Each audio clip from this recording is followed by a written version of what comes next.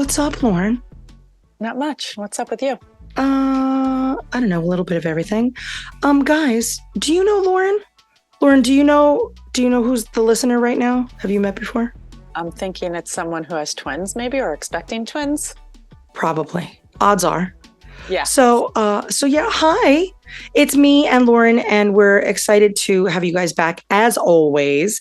Today we have a great episode for you. We're speaking, and by the way, for the record, I know I sound like I'm in like a Vegas lounge. It's really bad, Lauren. Do you hear this? Lay off those Marlboros. I have to. What's going on? This is going on weeks now. So, by the way, for the next few podcasts that you hear, when you hear Lauren and I'm going to sound like a lounge singer in a smoky Las Vegas nightclub, but the one with the 99-cent shrimp cocktail. It's not going to be the good one. No, Marge's sisters from The Simpsons. What were their names? I forgot their names. Selma and something, no? Yeah. Yeah. I don't even know the other one. Yeah. So I pardon my voice. And it is just what it is. I do feel weird, though, about it. And so, yes, but we're talking about something kind of serious today. But ultimately, you know something, Lauren, like whenever we do podcasts and we have stories like Hannah's today. So we're talking to Hannah, who gave birth to her twinnies at 23 weeks, 5 days. Wow. Yeah. Right. That's early. That is. I think any time before 24 is always a shocker. I worked with babies who were like 24 weeks, 5 days or something like that, just shy of 25 weeks. They were, it was a rough go for mom. This week I was with 27 weekers. Okay. And they are now 4.5 months old. And they're so sweet. And I got to play with them. And they were so cute. It's so interesting because like if you deliver early, right, it's absolute chaos. Right. Yes. So Lauren, you delivered earlier than I did. Yeah. 32 weeks. Look at you go. Yeah. You did it. Now look at those kids now. They're bigger than me now. Truth. They really are. Wearing slinky dresses. Yes. That's it to junior proms. So yeah. So like when you have your kiddos early, it's always very stressful. But like one of the things that I think is like the common thread through Twiniversity is that the people that do have them always find like, while the NICU experience obviously was not what they had chosen, they ended up getting a lot out of it. Yes. Do you remember your NICU nurse's name?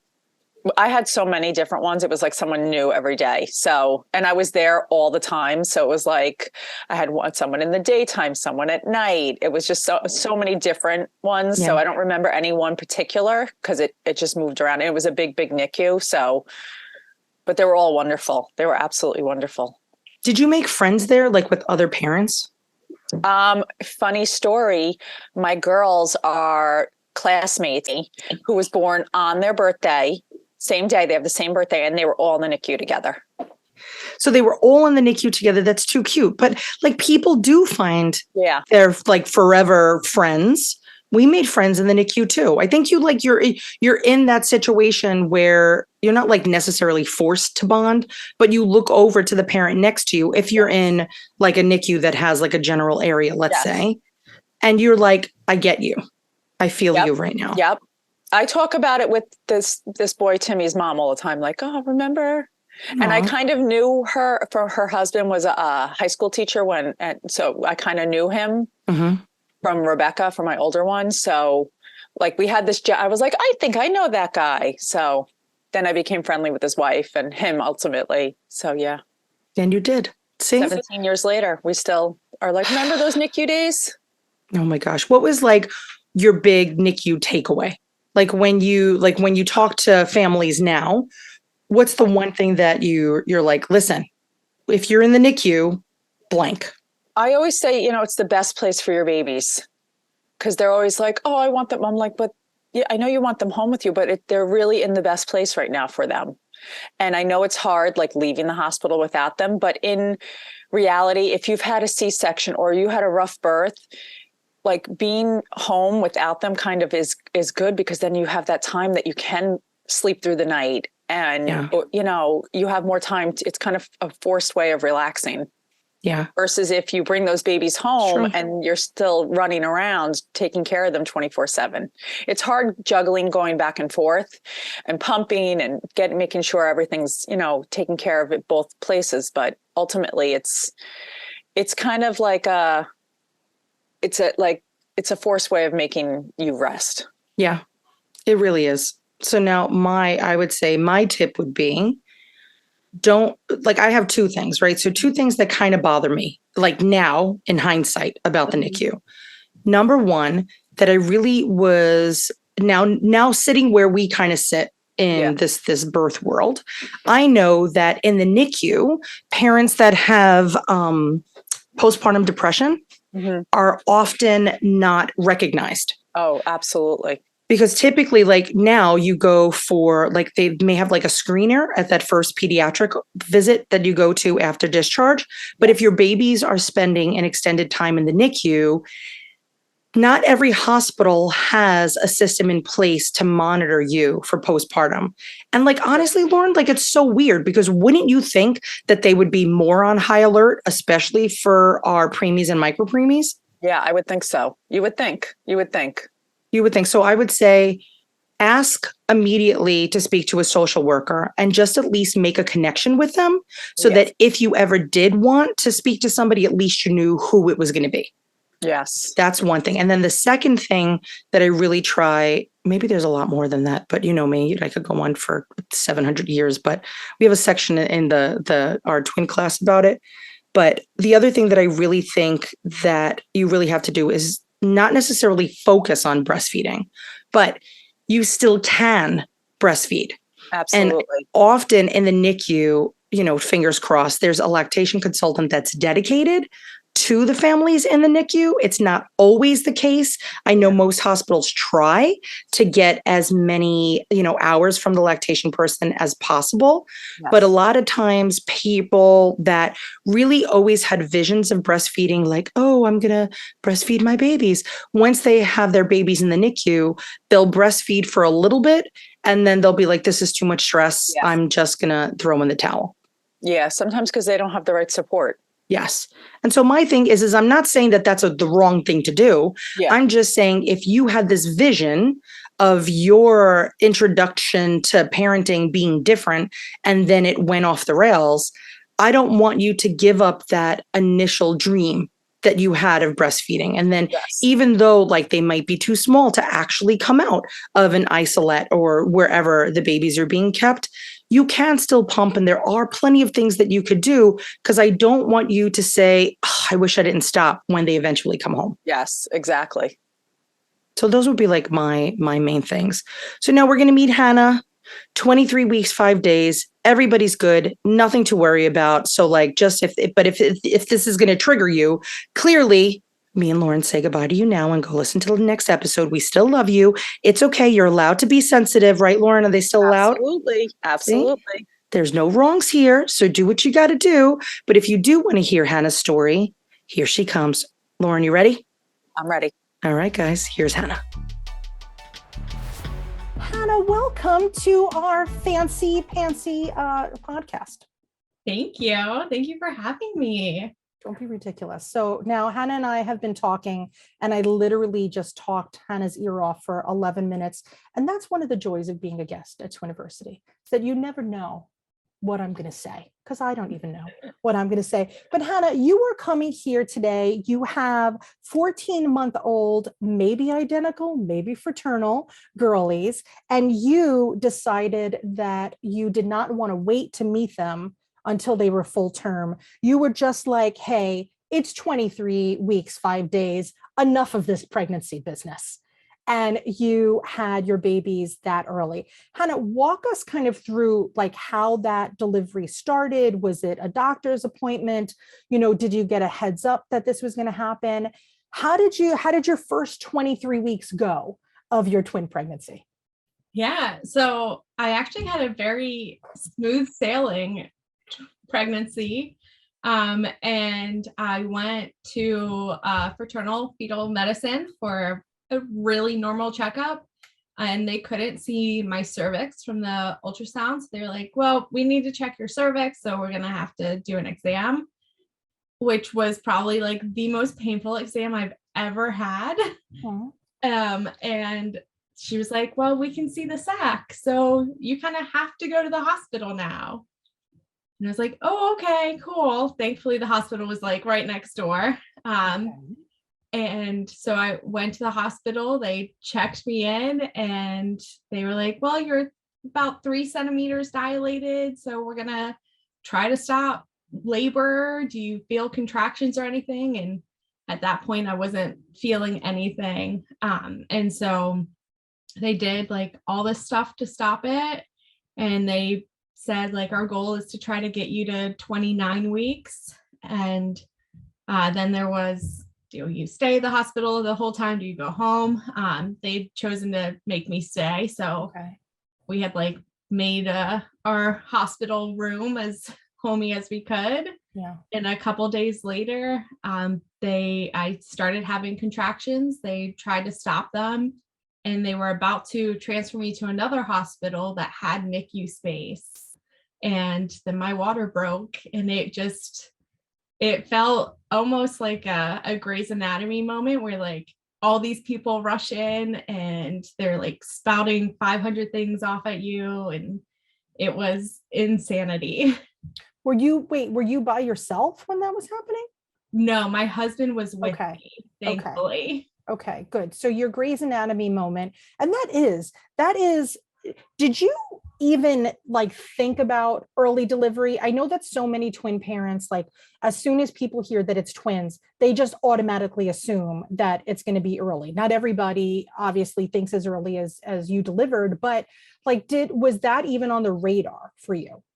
My doctor had said like probably you're like expect around 36 weeks was typical for what they see for twin pregnancies. And she had advised, once you hit like, I think it was once I hit like 27 weeks, she didn't really want me traveling anywhere, to kind of stay local. So that was about it. I kind of was like, they were supposed to be due in January. They came in September, and we were kind of like, they'll probably be Christmas time babies. Oh my gosh. So obviously this was a crazy surprise. Did you call your family? Did like you call your mom and they like, oh my God, how did your family react when they found out that you were in the hospital? Funny enough, my mom was with me at the maternal fetal appointment, and because she hadn't seen the twins, and I thought it'd be a nice mother-daughter thing to do. So she was with me for like all the initial intake stuff at the hospital until my husband could get there from work. Okay. Oh, so at least you had company, which is good because this would be horrendous to go through on your own. So now when your water breaks, did they rush you into the OR? Did you deliver right there in a hallway? Like how rapid did things move once your water actually broke? They were able to get me into the OR for a C-section. The big concern was like, can she have an epidural or does she have to go under? Which they were preparing my husband, like if she has to go under, you can't be in the room. Luckily, we were able to get an epidural to happen. So I'm very thankful in that timing that I was able to, even though things weren't going as planned, I was able to at least have my husband there by my side. Now, Hannah, I know that often if it looks like babies are going to be delivered early, despite how early it's going to be, the NICU staff will actually come in and they'll give you kind of like a little prep talk like, hey, it looks like you're going to be going early. We don't know if they're going to go to the NICU or not. Obviously, this is for a later term pregnancy. For you, since they knew exactly that you were so early, did any of the staff come in and say, Hannah, here's the scoop. This is what's going to happen. We're going to deliver these babies and they're going to be whisked away. And did you and your husband have a game plan around the delivery of the babies, or did you just fly by the seat of your pants? We had no idea. Nobody had ever talked to us about the NICU. So it was, we didn't even know, as scary as this part is, we didn't even know if they would be alive when they were born and how long they would be alive for if they. Did they say that to you? Did they say, listen, the chance of survival is almost non-existent. I mean, but honestly, for 23.5, I would be hopeful. But look what I do for a living, right? So we got plenty of 24 weekers. So you're 2 days shy. Did they have like a really like strong talk with you about the likelihood that they wouldn't survive? They did after the fact. So when my twins were in the NICU before they were transferred to another NICU. So I gave birth, I did my 2 hours in post-op, got to see my girls like for 5 minutes before they were transferred. Okay. They had mentioned like that there was a high percentage that they may not survive the transfer, and that was probably the scariest part. And then when we went to the NICU the first day, my husband went to the NICU the next day, and that's where they kind of were like, there's like very low chance. There's about 25% survival rate. It's super rare for even both twins to make it at this point. So that was terrifying in and of itself. So they kept you in your hospital for how long before they kind of set you free to go see the babies in their hospital? They kept me for only 24 hours. Okay. That was still during like COVID time, so they weren't trying to keep people for a long time, and it was agreed upon, like I looked well enough that as long as I would do bed rest, other than going to the NICU, it would be fine. So that's what we did. So now with the babies someplace else and you're in the hospital, so you spent the night that night. Yes. So and your husband stayed with you that night and didn't go to the hospital until the next day. When you guys got back to the room and now the babies are no longer in that hospital, what was that conversation like between you and him? It was mostly just crying. I don't think we really had much of a conversation. It was just a lot of crying and trying to emotionally be there for each other without knowing how to be there for each other in a moment like this. Yeah, it's so horrible. And for those of you that are listening, and I always fear that I come off as like callous, right? Like I'm like, so Hannah, like when you got back to the room, but like for those of you that are out there in podcast land, you have to understand that the people that we're going to have on this podcast are people that are going to provide inspiration, hope, and help. So that should always be a comfort to everybody, that when you turn on a Twiniversity podcast, we're not going to drop a bomb on you and say, oh my gosh, like Hannah lost her babies, right? We're going to say, oh my gosh, Hannah made it through this horrendous storm that nobody knows how to navigate, no matter, even if this was the second time that you delivered twins at 23 weeks, by the way. Because that's another thing that happens is we have people who have multiple sets of multiples. And if you go early once, they have all their eyes out for you on the next time. And so for those of you that like are out there, I always wonder how I'm going to come off. But to me, I just know like how unbelievably resilient women are and how unbelievably resilient babies are. And so while doctors, I'm not saying you should have false hope either, for the record, but I've seen it so many times over 13 years of me running this crazy pirate ship that is Twiniversity. We like defy medical statistics.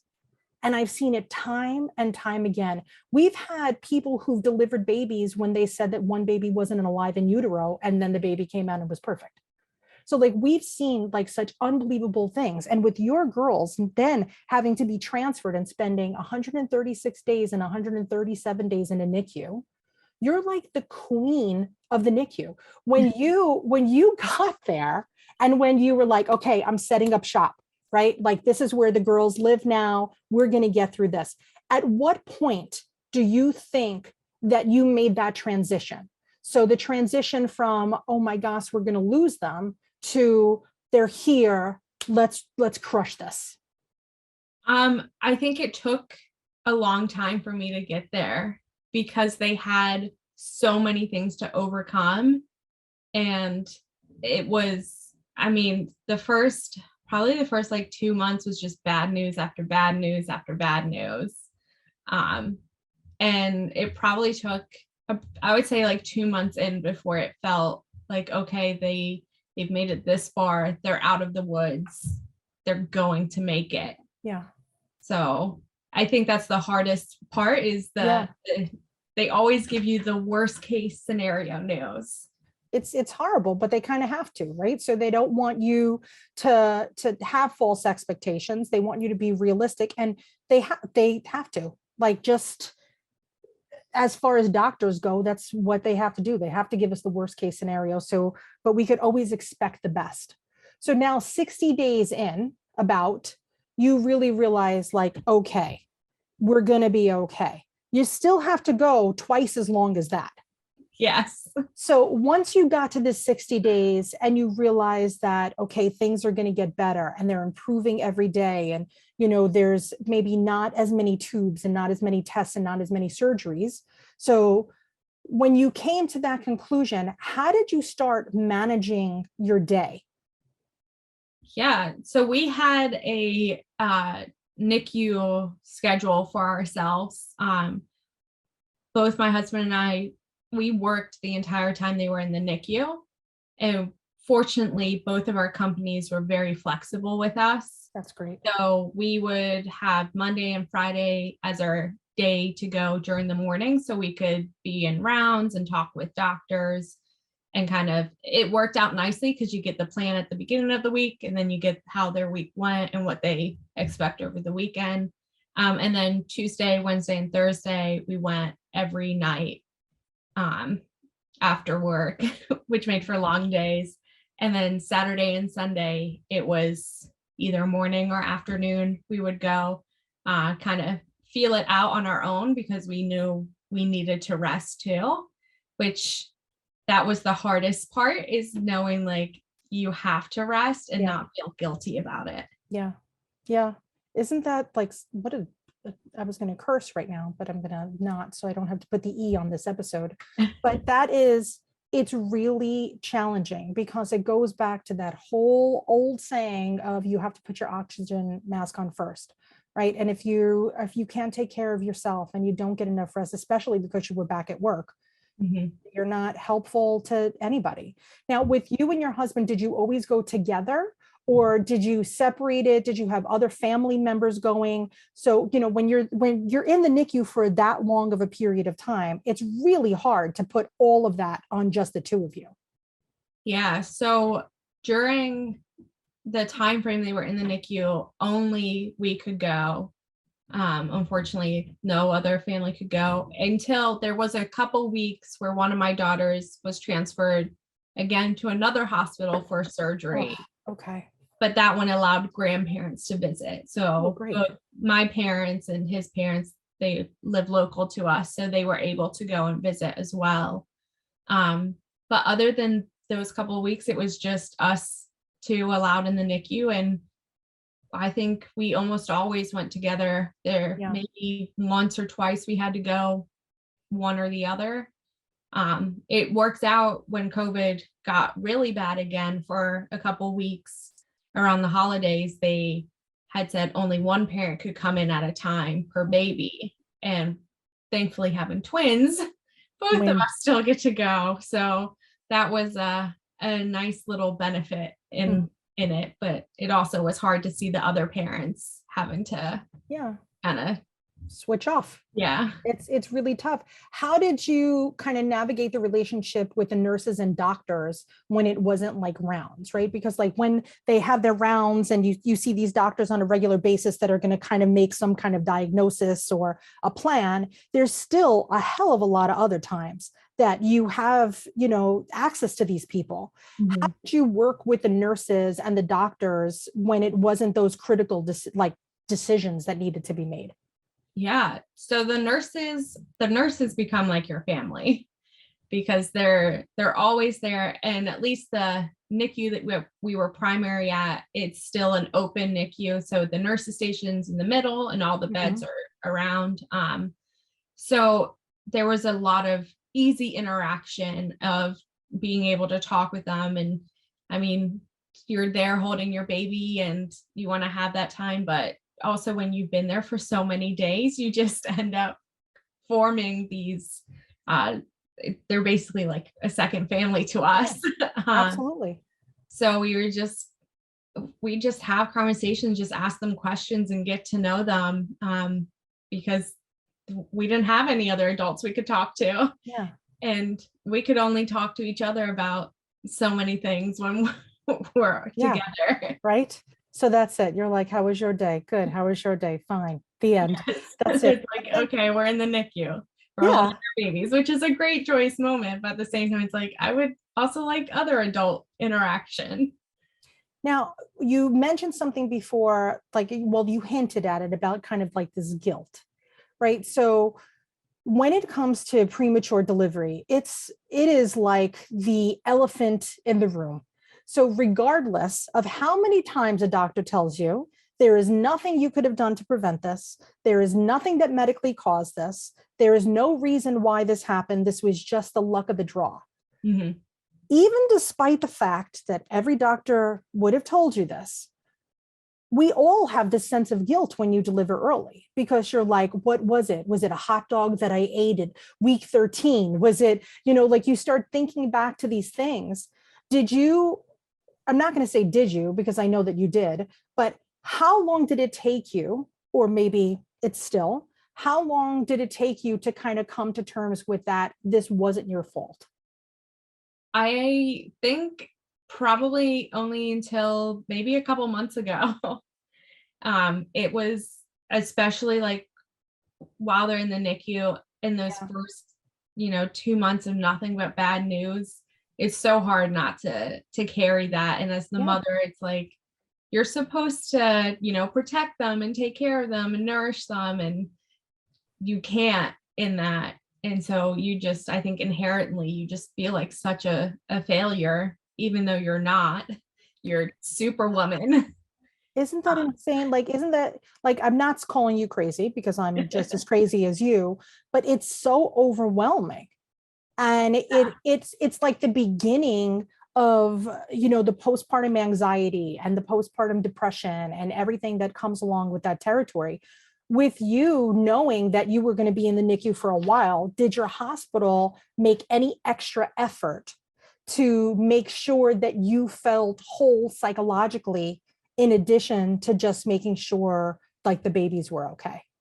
Yeah, I think that's where our relationships with the nurses really helped out. They would check in on us, and one time they even said something like, you need to like take a break, it's okay. And so, I mean, we didn't take a break, we still went the next day, but we did go later than normal, and we did take a time to ourselves. We had to figure out how can we balance everything.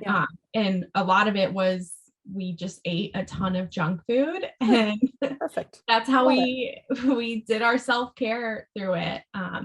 We have a big supportive family around us, which helped a lot too, and they're all local. So I think if that wasn't the case, it would have been a very different conversation. And we learned that wasn't the case for a lot of people in the NICU, which really was sad to hear. There's a lot of other families that they don't have the support that we had going through the NICU. It's unfortunately very, very true. And it's one of the saddest things is if you're a parent in the NICU and you see a baby that maybe never gets a visitor. I mean, I'm sure you saw that. That's heartbreaking. And I would often ask on the sneak, like, could I talk to that? Could I talk to the baby? Like, I'm not going to touch the baby, but am I allowed to talk to this baby? And I know that I started to kind of notice, but you also make friends with other parents in the NICU. Yeah. Like, looking back, do you have any relationships that you took away with that experience once you were discharged that you're still friends with those people now? There is one couple that we're still friends with. Funny enough, they came, I think they came like a couple weeks before us to the NICU, and they had twins as well. They were born a little bit later than our twins. But we never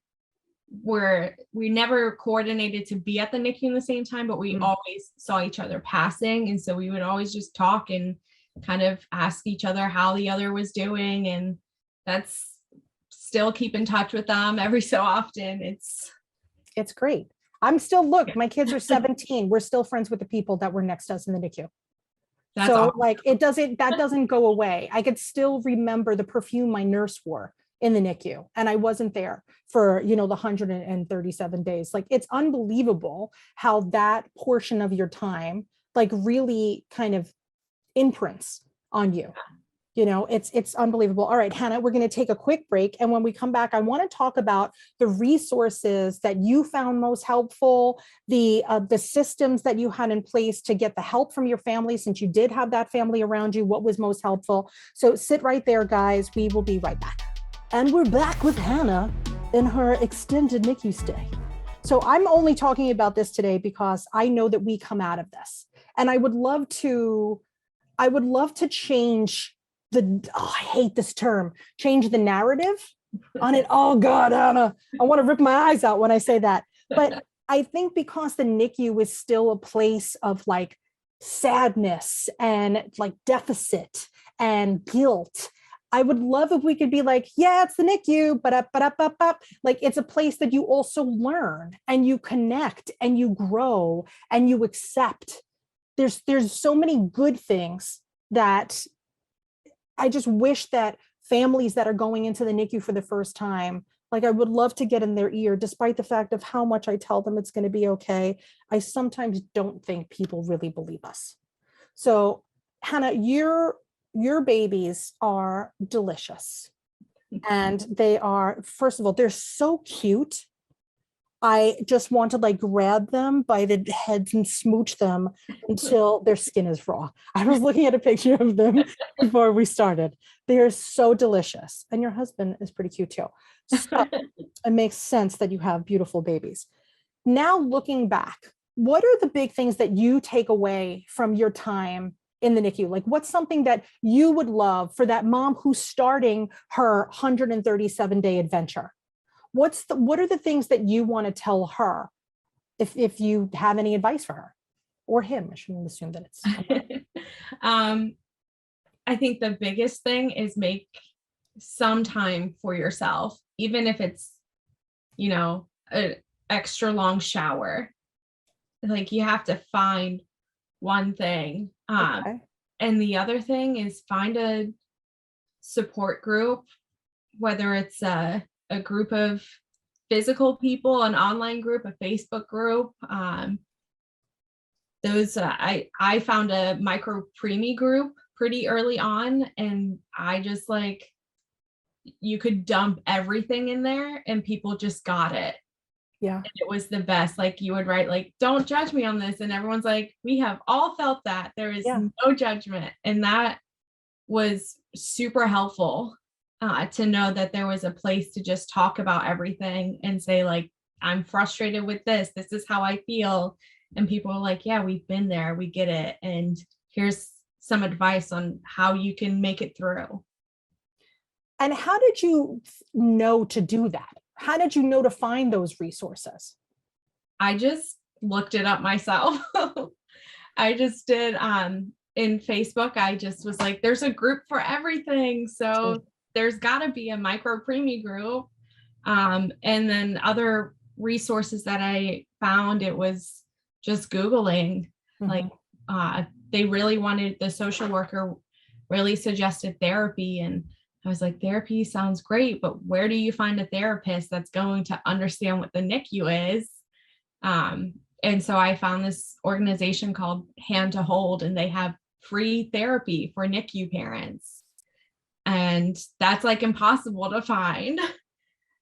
So, and they have like peer mentorship, and they have so much free stuff to help you get through it. And utilizing those tools, I think is the biggest thing you can do.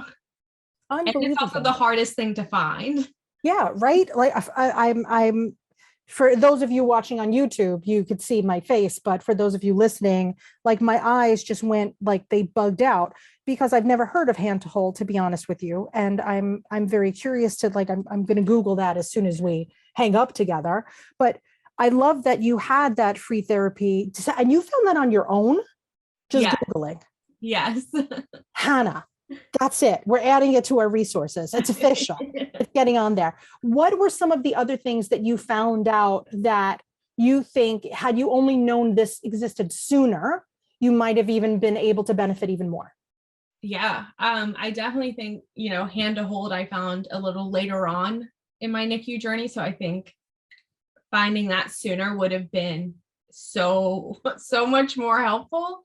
And just learning how to balance what our life was and learning how to say no to things that we had always said yes to. That was very hard for us to do. It's like the FOMO.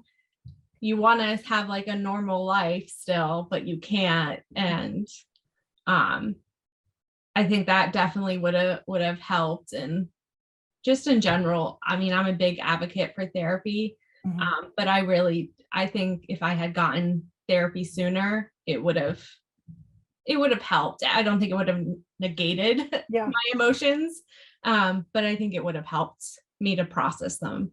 It's a little frustrating to me because often the signs of, any postpartum mood disorder is usually asked about at pediatric appointments. Yeah. And so if you're in the NICU, you're missing weeks, or if not months, in your case, you're missing all those pediatric appointments. So you didn't have those screener questions that were typically being asked. I do know, knock on wood, that some hospitals in the United States are starting to do their screening questions in the NICU, which is exquisite. However, there's still a lot that aren't. Yeah. Yeah, I never got that in the NICU. And at my 6-week follow-up with the OB, she had asked me, and I was honest with her, and I was like, but I can't tell you how much of this is just because what I'm going through or because it's postpartum. I have no idea. Yeah. And that was kind of like the only check-in from a medical professional was at that. And then it was like, it was like I had said nothing. It does not make any sense to me. It really doesn't. And I'm with you 1,000% that I think if somebody had just gotten to me sooner, I would not have gone down into the spiral that I did. So my postpartum ended up lasting about 7 months after my discharge from the NICU, right? And clearly I wasn't discharged, but you understand what you're saying because you're going through it. It's part of your experience. And it often takes way too long for people to realize that. Plus, I also will tell you, Hannah, I lied my butt off every time people were like, how you doing? I'm like, oh, it's great. Because my thing is everybody would just say to me like, oh, thank God they're okay. Yes. Right? And so then you get this whole like, am I a crappy mom because I want it to be more than okay? Like I don't want to be like, oh, thank God the kids are alive. Like that should be a given. I want to be like, oh, they're wonderful and they're so great. I don't like that first thought that often NICU parents get is, well, thank goodness they're okay. And we're like, what about me? Yes. Right. You're like, I'm crazy traumatized. That's 260 days plus that you've been in the NICU if you want to combine for the both babies. Right. So like, what about you? And nobody really checks in with that. And it's one of the big reasons that we really started Twiniversity. It's funny because people listen to the podcast, she'll say, how many reasons could she have? And there's a lot of them, but it really is that like, I don't care about your twins, Hannah. I don't know if that means anything to you. I care about you, right? Because if I care about you, when I take care of you, I know you're going to take care of your twins. So for like us here, our job is to make sure that you're okay, the parent. And everybody like that we meet in the street, they're like, oh, I'm a twin. I'm going to go to the website. I'm like, nope, we do not care about you. Do not come to my website. I got nothing for you, boo. I got nothing. I tell your mom, call your mama right now and be like, hey, mama, send her flowers. If you're old enough and you have your own credit card. But it's so interesting how when you get discharged from the NICU, everybody's eyes are on the babies. And very rarely are the eyes on us. Did you have family members that, were checking in with you and making sure that you were okay? Yeah, I think we were fortunate with my parents, and his parents live both within like 15, 20 minutes of us. My sister-in-law, his sister lives 10 houses up the street from us. Perfect. Perfect. So we had a lot of family checking in on us. Mhm. And that was nice. And my sister-in-law, both my sister-in-laws, they are mothers too. So even though they couldn't relate to things on my level, they could relate as new mothers. So that was helpful, and that was nice. Especially like no one talks to you about like pumping through the NICU and that journey and trying to figure out all that. So I was thankful to have, two sisters that have gone through the pumping and breastfeeding to give me advice to help me navigate that. Thank goodness. Thank goodness. It's so funny that as a lactation consultant, one of the things that you're really not trained on is pumping, which is funny because it's like, a bazillion hour class and then you have to do all these clinical hours, but nobody really talks, like the pump is the devil, where I'm like, dude, we don't get a chance. We don't get a choice, right? Like, what are we supposed to do? Like, when are we going to talk about this? So I love that you had another twin mom in the NICU. I think that's one of the best things. If you could get your hands on another twin parent in the NICU, that is so great. And I really hope that you never let that relationship go. And of course, it's going to get crazy because both of you have babies, right? So it gets a little weird. But when you meet people in the NICU, odds are they're very geographically desirable because that's why they're in that NICU, right? What were some of the things that your families did that you were like, if you could tell a grandma who has a son or a daughter that's in the NICU, what is something that you would tell grandma to do for them without the masking? Oh my goodness. Both our families did so many things. Just simple things like my dad and brother would come and mow the lawn. And so we didn't have to think about that. My husband's mom came and cleaned the house. Like she would just come over and hang out and she would clean the house. And it's so many little things like that those were the things that helped us the most. It wasn't, as funny as it is, it wasn't sitting there and talking forever. Right. It was the practical, mow the lawn, clean the house, bring you food. We also, our parents looked at the places of food that were around us and they got us gift cards for them. And just little things like that. It made such a huge difference. We have a dog too. So my parents and even my sister-in-law's husband would come walk down and come take out our dog for us if we had long days at the NICU and help us there. So it was, again, I think everyone wants to help in like these big crisis moments. But really, like, at least for what we found, what helped the most was helping us keep our life somewhat together and in order. Listen, it's those little details that could make or break you, right? Because if you come home and there's no food in the fridge, or you come home and the dog pooped on the floor because nobody took him out, or like this, those little things could really be the straw on the camel's back that make you break down. Yes. So having that support system where everybody would think, I know that so many family members that, that we even deal with at Twiniversity, they're like, oh, that's not important. And I'm like, but you don't actually, and that actually is important. Yes. That really is, because it's something that they don't have to think about doing. And the less that somebody has to think about, the more time you could focus on yourself and then your partner and then your babies. Yes. So all those little things add up so quick, and people just think like, oh, well, it's, I don't want to do that. Or I love truth, like Hannah, which I'm sure you got this too. Like everybody wants to help with the babies. And you're like, dude, I don't need help with the babies. I got that. Once the babies came home, how did you handle that? We told our family we wanted at least 24 hours, just us home. With both girls, and then we would allow people to come over. I don't think we held to the 24 hours because I think we were just so excited. It happened so quickly, them coming home. Like we were given like 24 hours notice, like, hey, they're coming home. And we're like, cool. We didn't think that on Friday. So I think we were just so excited that we're like, okay, family, come meet them. But we just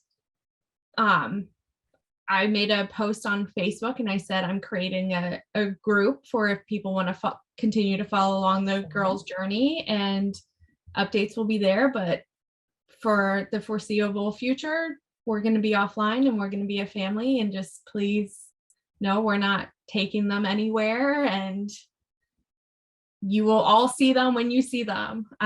We ended up doing a big thank you celebration back in August for our nurses and for everybody who had supported us.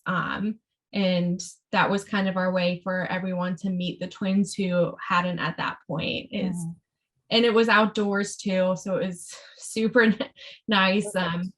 So everyone got to come and enjoy food on us and meet the girls at that point.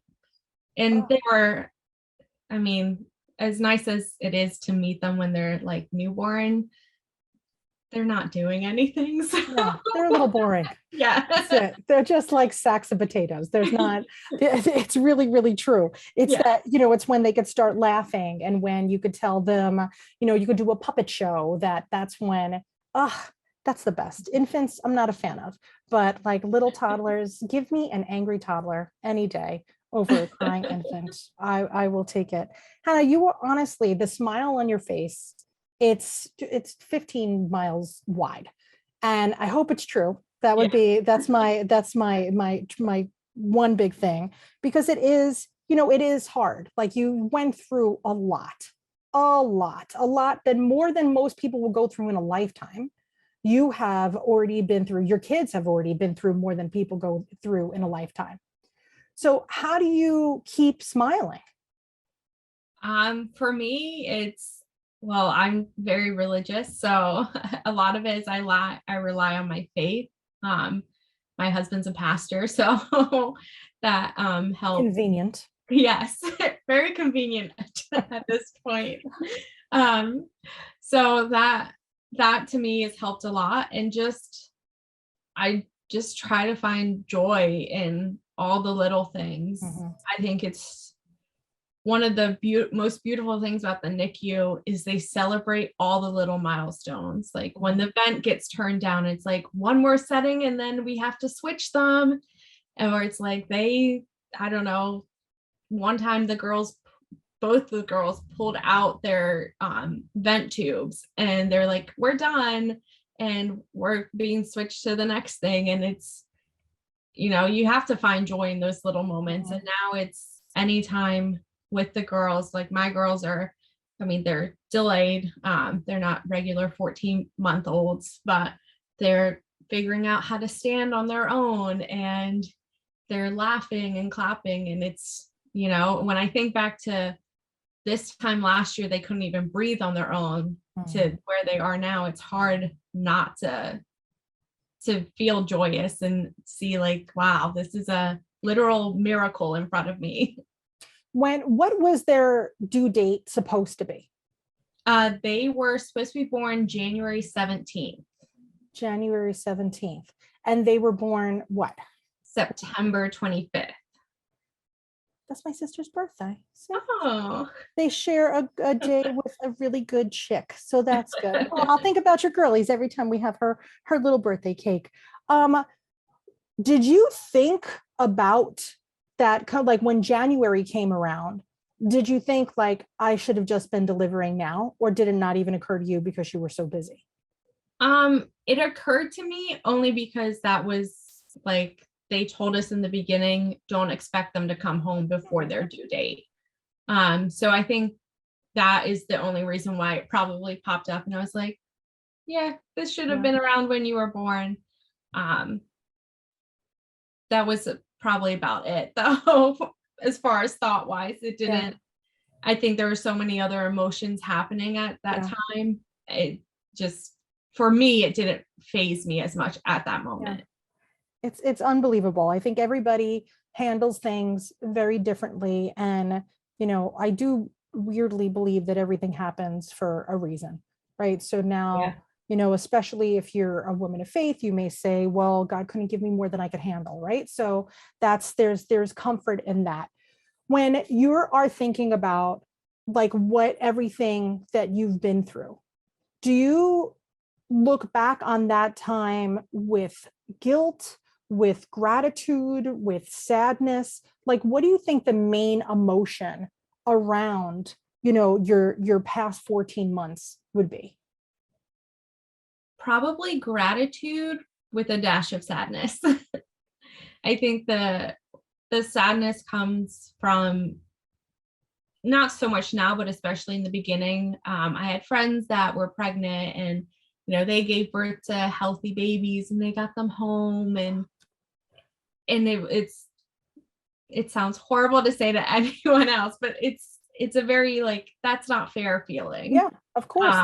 And that took a long time to really not faze me as much. And just grateful in general. Like, there's, according to everything we were told by doctors, like they shouldn't be here. They shouldn't be doing as well as they are doing. And yet they continue to defy anything these doctors have ever told us. That's it. Don't ever tell a woman what to do. Yeah. Even when she's a day old. Yes. Don't ever do it. It's not going to be a good day for you. You are so delicious, and I'm so happy that you're a part of our Twiniversity family, and I'm so appreciative that you allowed us to be a part of your life story. And the good stuff is ahead. I mean, we had a team meeting this morning. I was telling Hannah that, and I was so happy to see everybody. And I keep thinking, like, my kids are old, right? Like, I may as well be like a golden girl at this point and just retire. I will totally be Blanche, though, for the record. There you go. That's going to be me. I'm there, although my family would say I'm a Dorothy, but whatevs. I'll go with the Blanche. This is my dream. But I know that for everything that they put you through, right? And they did. These girls have already put you through. How you don't have a full head of white hair, I will never, and eyebrows, I will never understand.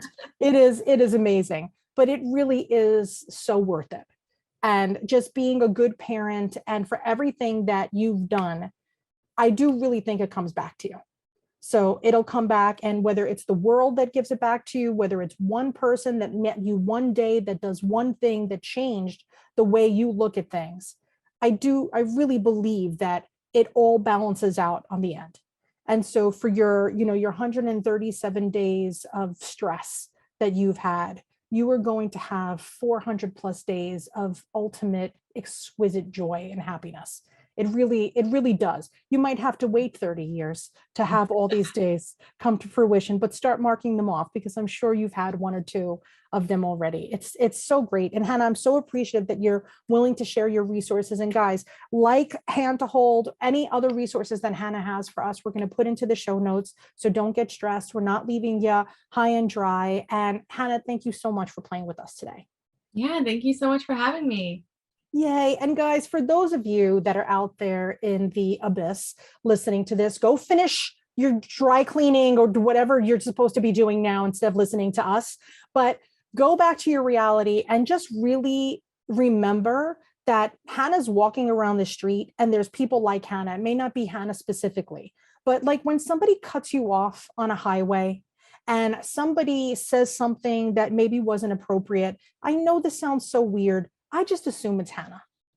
I always do. Not Hannah specifically, but I always say, if I see somebody cutting everybody off on the highway, I say maybe their partner's in labor and I'm not going to get aggravated by it, right? Or if somebody like jumps the line, maybe I always try to make excuses for other people, which is my husband will say I make excuses. Me, I'm just trying to give people reasons, because there's no need to be angry, because there's Hannahs and there's plenty of people like Hannah that are out there. So really just try to be the best version of you and put it out there into the world. I know that's a little crunchy for a Twiniversity philosophy, but it's not only the way that I personally live, it's actually the way that my kids were raised. And it's one of the best parts about them. is that they don't get aggravated and they don't have a short temper because they will always assume it's Hannah. So think about that. And just remember, like the people, if you are in the NICU, make friends with the person next to you in the NICU. Come to Twiniversity, email us at community@twiniversity.com and say, I don't know another twin family. Can you help me connect? We will say, absolutely, we will help you make friends. We're like the kindergarten teacher on the first day. We will totally introduce you to some of our best people. And remember that every single month we have a Twiniversity membership meeting. It is me and Lauren, and we are real besties in real life, and we're real accredited people in this industry. So you could come and hang out with us every single month. And if you're like, I can't afford a membership, I don't care. Email us and get a scholarship. I'm not trying to hold you back from hanging out with us, for God's sake. Come and play with us at twiniversity.com/membership. Check that out. And until next time, guys, I will see you later, alligators. If you like this episode, like and subscribe, all that things that people say. And really the point of that is, if you actually like and review this podcast, other people like the Hannahs, like the Jocelyn's, like the everybody else, Wakithas and Lacey and Tamara and everybody else that we had on this season, we could get to those people. And if you don't do that, nobody cares. They just push us down to the garbage, and you're going to listen to a true crime podcast, which I'm probably going to be listening to when you're listening to this. So until next time, guys, I will see you later, alligators. Thanks for listening.